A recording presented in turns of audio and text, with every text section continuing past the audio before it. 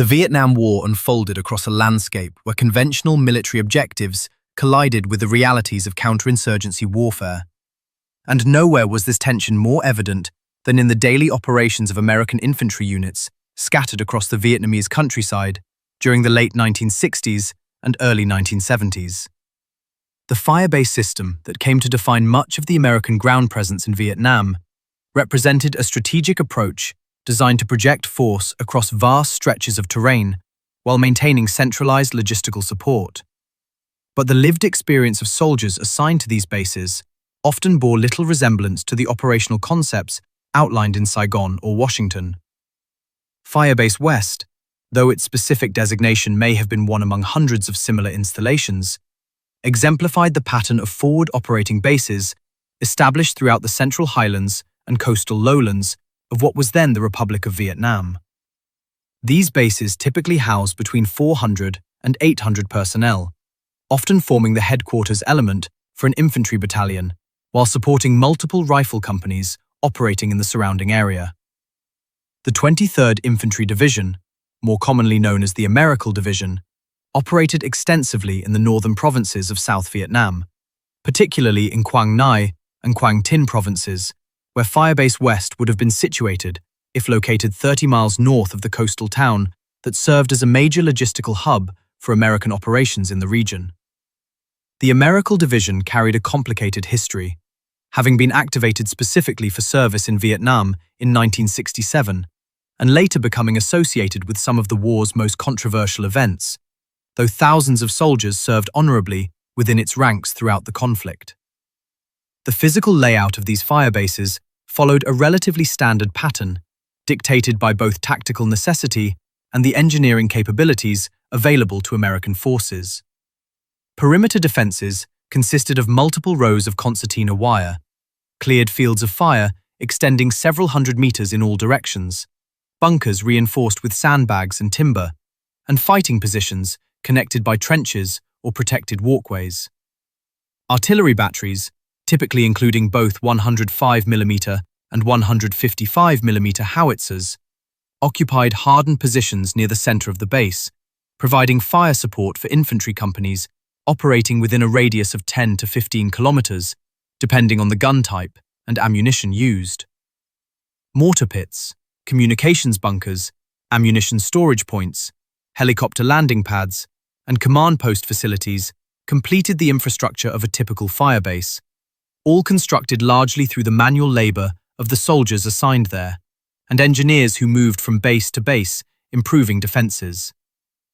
The men who garrisoned these bases lived in conditions that varied from merely uncomfortable to genuinely miserable, depending on weather, supply availability, and the attention paid by battalion and brigade leadership to quality of life issues. Tents or plywood hooches with corrugated metal roofs provided shelter, while sandbag walls offered protection from incoming mortar and rocket fire that could arrive without warning at any hour. Water came from wells or was delivered by helicopter. Food was prepared in field kitchens when supplies permitted, or consisted of sea rations and later the long-range patrol rations that would eventually evolve into the meals ready to eat of subsequent decades. Heat, humidity, mud during monsoon season, and dust during dry months created an environment where even basic hygiene became a challenge, and conditions like immersion foot, heat exhaustion, and various tropical diseases required constant vigilance to prevent. For the rifle companies operating from these bases, however, the firebase itself represented a world they inhabited only intermittently, a place to resupply, receive mail, perhaps get a hot meal, and sleep without the immediate fear of ambush before returning to the field. The 4th Battalion of the 31st Infantry Regiment, if indeed such a unit operated in this region, would have been organized along standard lines with 3 or 4 rifle companies designated by letters, a headquarters company, and supporting elements including heavy weapons and reconnaissance platoons. Each rifle company typically consisted of between 100 and 150 men when at full strength, though combat losses, illness, and the constant rotation of personnel meant that actual field strength often ran significantly lower. Companies were divided into 3 or 4 platoons of roughly 30 to 40 men each, with platoons further broken down into squads of 8 to 10 soldiers. This organizational structure, inherited from decades of American military doctrine, functioned adequately in conventional warfare, but faced constant strain when applied to the dispersed, small unit operations that characterized much of the fighting in Vietnam. Officers like the Lieutenant Commanding Alpha Company represented a cross-section of the American military during this period, with career soldiers serving alongside recent officer candidate school graduates and Reserve Officer Training Corps graduates fulfilling their service obligations. An 8-year veteran who had earned his commission from the enlisted ranks would have been relatively uncommon in a rifle company commander position by the late war period, as such officers often moved into staff or senior leadership roles. But those who remained in direct combat leadership brought invaluable experience to units where institutional knowledge evaporated with each rotation cycle. The relationship between officers and enlisted men in Vietnam varied enormously depending on competence, personality, shared hardship, and the particular subculture of each unit. But officers who demonstrated tactical skill, genuine concern for their men's welfare, and personal courage earned a loyalty that transcended the formal military hierarchy. The composition of these combat units reflected the draft system that fed the American military throughout the Vietnam War, with approximately 2/3 of soldiers serving in Vietnam during the peak years having been drafted rather than volunteered,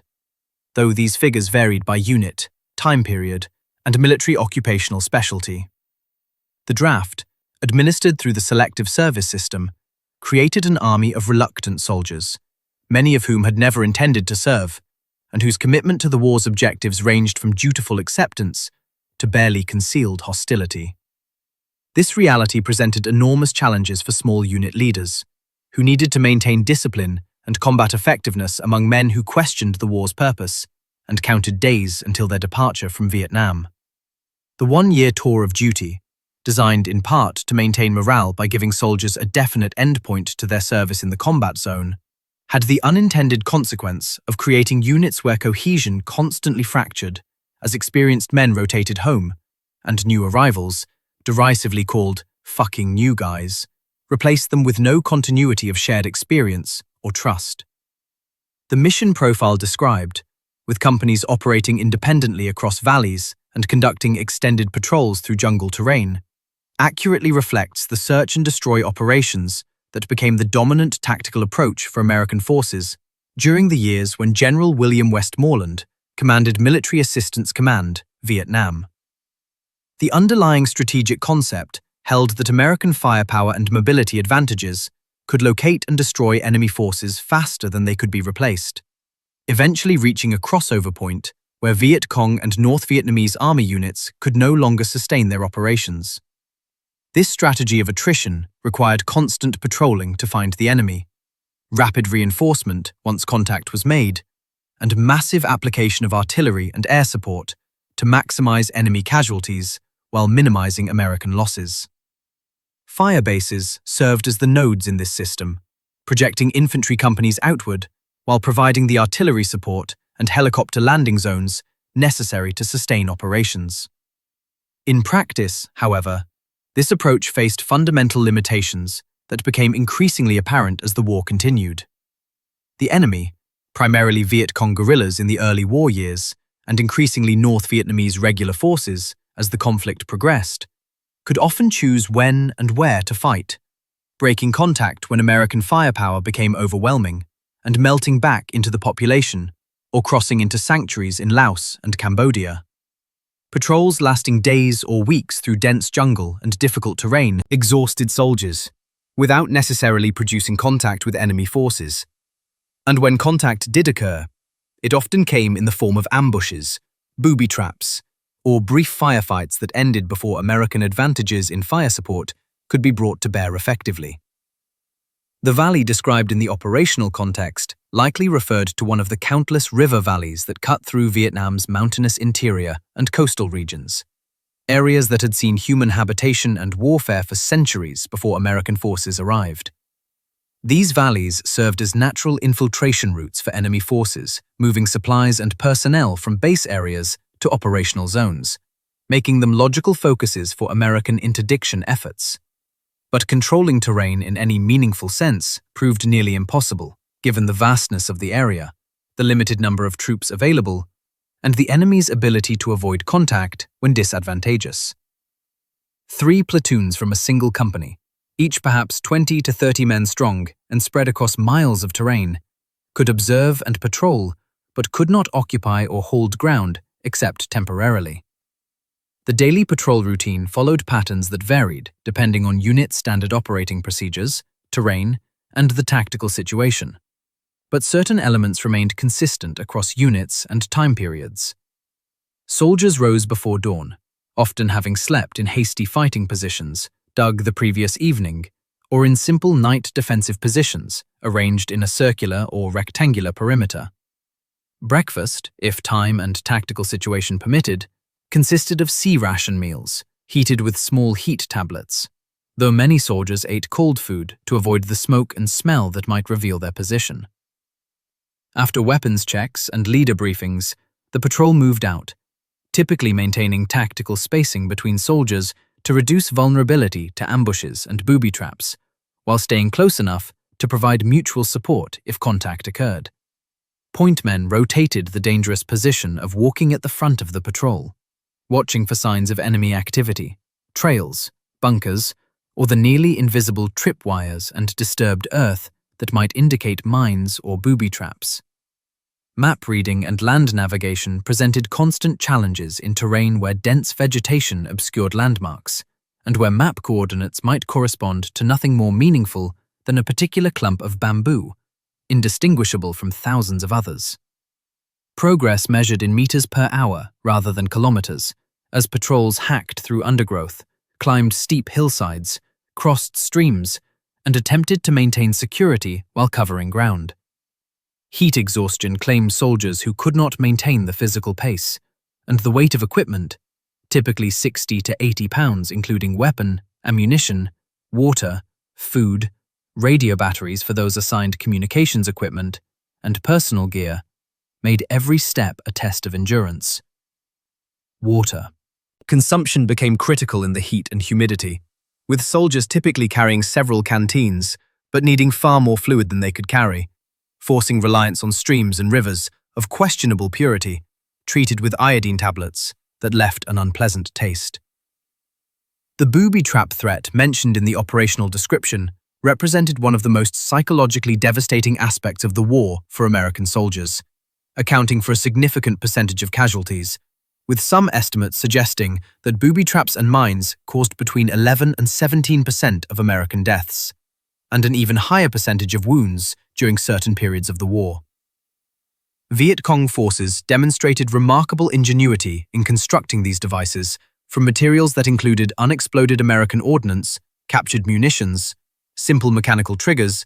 and even sharpened bamboo stakes arranged in pits, all designed to maim or kill without requiring the enemy to expose themselves to return fire. The psychological impact of this threat went far beyond the actual casualty figures, as soldiers walked through each day knowing that any step might trigger an explosion, that a wire, barely visible in the undergrowth, could detonate a mine, that what appeared to be an innocuous trail might be designed to channel patrols toward prepared kill zones. This constant low-level fear accumulated over weeks and months, contributing to the stress reactions and mental health challenges that affected many soldiers during and after their service.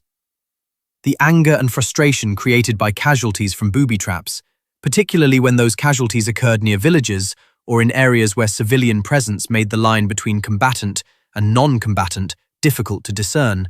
contributed to some of the war's worst atrocities, as soldiers sought revenge against an enemy they could not see or effectively fight. The Free Fire Zone designation represented an attempt to address the tactical and legal complexities of operating in areas where distinguishing between civilians and combatants proved nearly impossible. But the policy created as many problems as it solved and remains controversial among historians and legal scholars who have examined the conduct of the war. In theory, these zones were established only after civilian populations had been relocated or evacuated, creating areas where any remaining presence could be presumed hostile and engaged without the normal restrictions on the use of force. In practice, however, the creation of free fire zones often involved coerced or incomplete relocations, left behind civilians who refused to leave ancestral lands or could not reach designated safe areas, and created a legal framework that could be, and sometimes was, abused to justify actions that would otherwise have constituted war crimes under international law and the military's own rules of engagement. The assumption that everything in a free fire zone constituted a legitimate target simplified tactical decision-making, but came at an enormous cost in civilian casualties and in the alienation of the rural population, whose support, or at least neutrality, was essential to any successful counterinsurgency strategy. The use of artillery fires against areas ahead of patrols, often called reconnaissance by fire or harassment and interdiction fires, consumed vast quantities of ammunition while producing results that were difficult to assess and often negligible in actual military effect. Artillery procedures followed strict protocols designed to prevent friendly fire incidents, with forward observers calling for adjustments based on visible impacts and then requesting fire for effect once rounds were properly targeted. But the targets themselves were frequently nothing more than terrain features where the enemy might be present, or routes they might use, rather than confirmed enemy positions.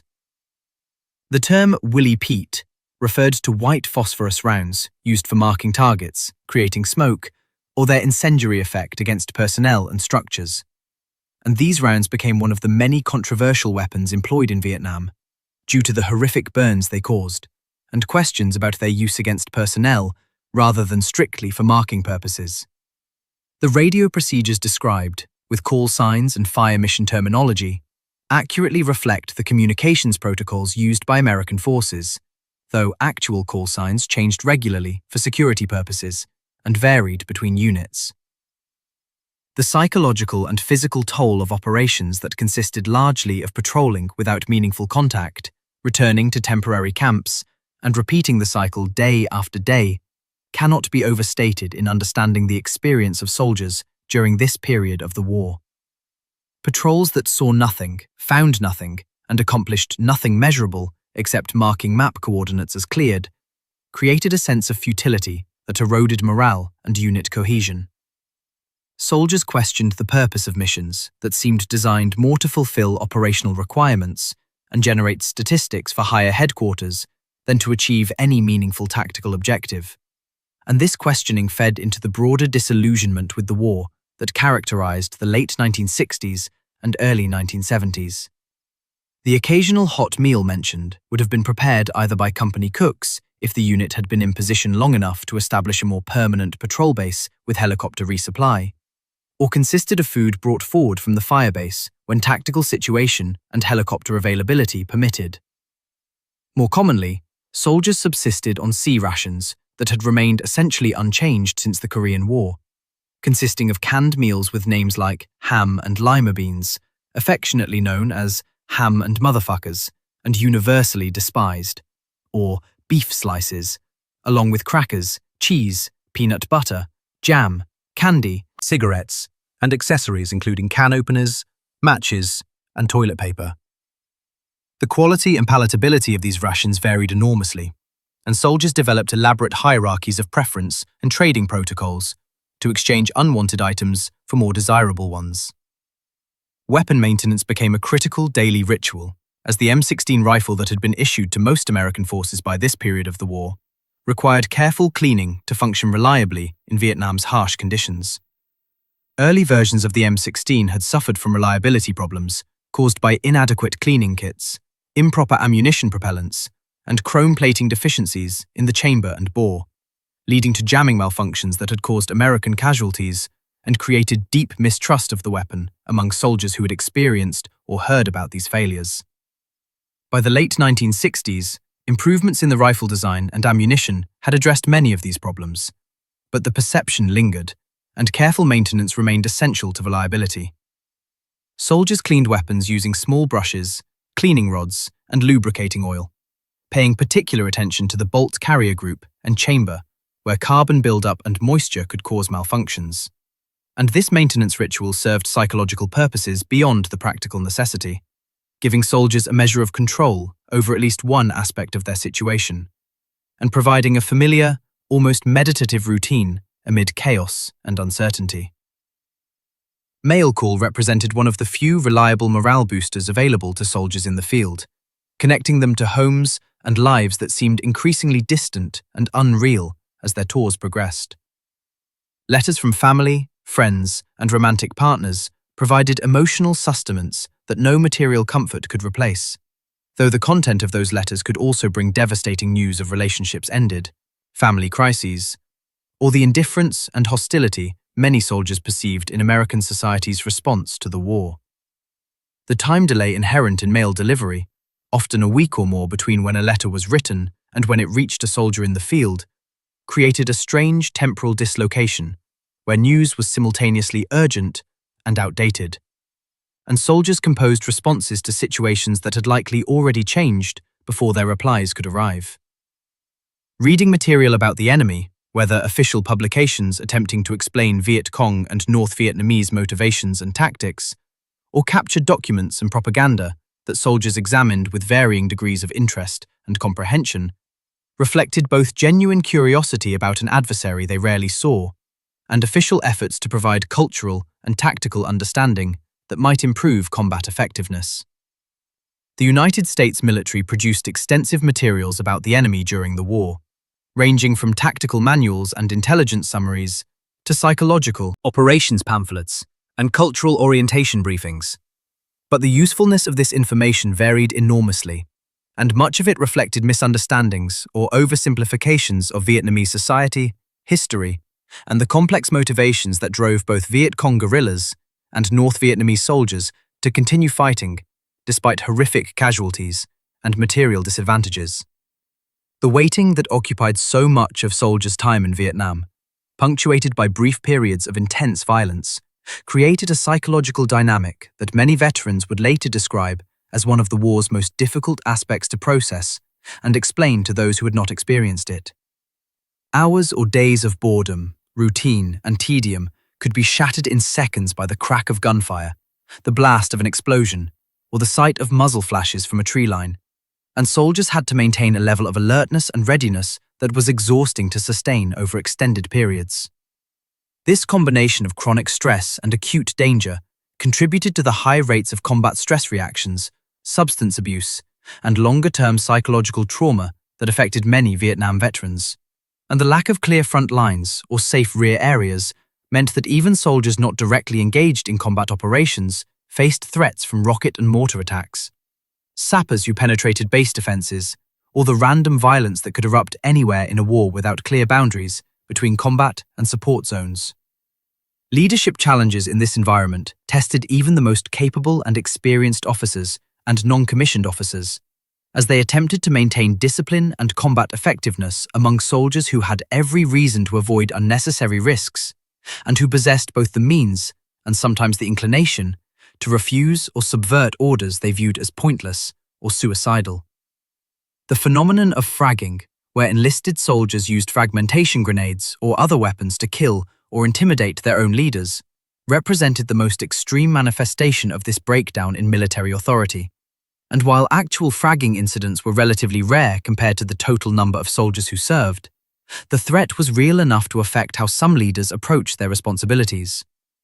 Officers and senior NCOs who were perceived as incompetent, reckless, or more concerned with their own advancement than their soldiers' welfare faced dangers not just from the enemy, but from their own troops.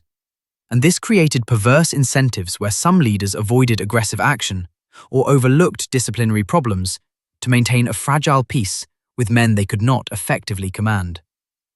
The description of officers who compensated for uncertainty or weak leadership through reckless aggression accurately captures one of the patterns that emerged during the war, as some inexperienced or insecure leaders attempted to prove their courage or competence through actions that unnecessarily endangered their troops. This pattern had devastating consequences when it occurred, though it should be noted that many, and probably most, American officers in Vietnam served honorably and competently, despite facing nearly impossible circumstances, with inadequate preparation and unclear strategic guidance. The trust between soldiers and their immediate leaders, particularly platoon leaders and platoon sergeants, who shared the daily hardships and dangers of field operations, represented the fundamental building block of combat effectiveness, and units where this trust existed performed far better than those where it had broken down, regardless of the formal military hierarchy or organizational structure. The village that had been destroyed, leaving only bare earth, banana trees, and abandoned fields, represented a scene repeated countless times across Vietnam as the war consumed the countryside and displaced millions of civilians from their ancestral homes. The destruction of villages occurred through multiple mechanisms, including deliberate clearing operations to deny the enemy shelter and supplies, designation of areas as free fire zones, followed by artillery and airstrikes, accidental destruction during combat operations, and sometimes through actions that fell clearly into the category of war crimes when frustrated or vengeful soldiers burned homes and killed civilians in violation of the laws of war and military regulations. The Strategic Hamlet Program and later pacification efforts had attempted to concentrate rural populations in defended areas, where they could be protected from Viet Cong influence and recruitment, while denying the insurgents access to food, intelligence, and manpower. But these programs often involved forced relocation, inadequate resources to support the displaced populations, and security measures that could not prevent Viet Cong infiltration or protect villagers from retaliation. The result was a massive refugee crisis, with estimates suggesting that by the early 1970s, between 1/4 and 1/3 of South Vietnam's rural population had been displaced from their original homes, creating enormous humanitarian problems and undermining the political legitimacy of the government American forces were ostensibly fighting to defend. Banana trees and other agricultural remnants in abandoned villages served as painful reminders of the lives that had been disrupted or destroyed, as these trees represented years of cultivation and the economic foundation of communities that had existed for generations before the war consumed them. The sight of such destruction became commonplace for soldiers who patrolled these areas repeatedly, and for some, it contributed to a numbing of moral responses as violence and devastation became normalized aspects of their daily environment, while for others, it provoked questions about what they were accomplishing and whether the methods being employed could ever achieve outcomes worth their cost. The closing observation that this represented just another day spent chasing a war soldiers would rather not find captures the fundamental tragedy of the American Ground War in Vietnam during this period, as tactical operations continued day after day, consuming resources and lives while achieving results that seemed increasingly disconnected from any meaningful strategic progress or political resolution to the conflict.